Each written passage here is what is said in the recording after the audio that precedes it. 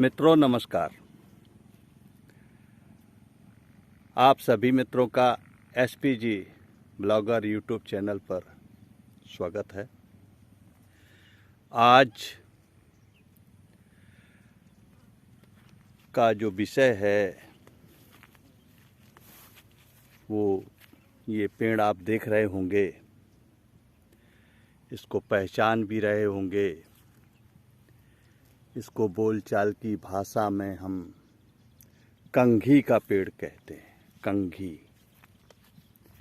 खरपतवार के रूप में ये खड़ा रहता है हमारे गांव में,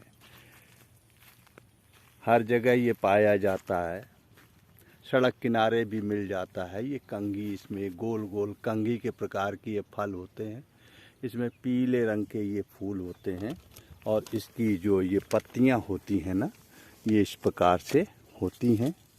ये इस प्रकार से ये देख रहे होंगे।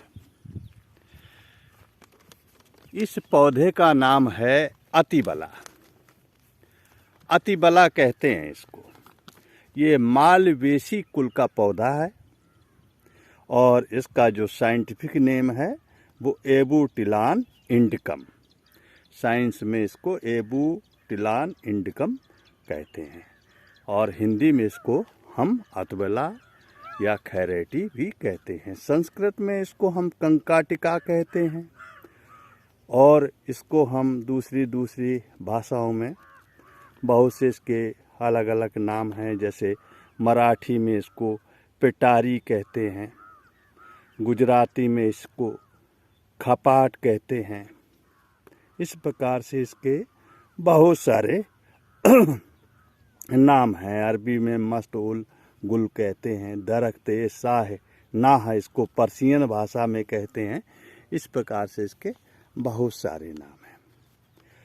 इसका सबसे बड़ा जो इंटरेस्टिंग फैक्ट की जहाँ तक बात आती है तो ये अतिबला, इसका नाम इसी से हम इसके अर्थ को समझ लें कि इसमें बहुत ही ज़्यादा शक्ति होती है।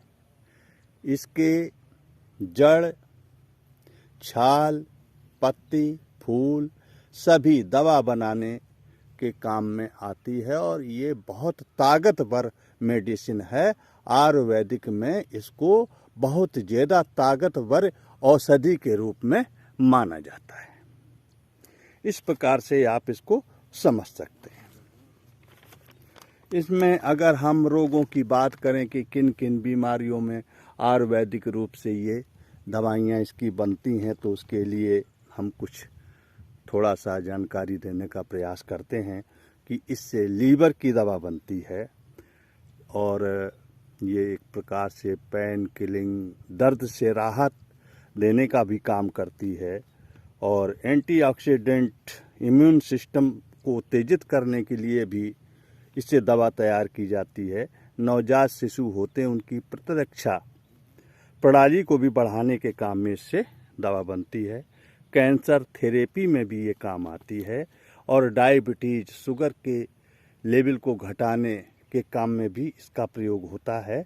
पीलिया आदि सभी रोगों में इस प्रकार से इसका प्रयोग किया जाता है और लोग तो इसको साधारणतः दूध वगैरह के साथ इसके बीजों को सेवन करते हैं, अपनी पावर को बढ़ाने के लिए, अपनी शक्ति को बढ़ाने के लिए। इस प्रकार से ये बहुत फायदेमंद औषधि है।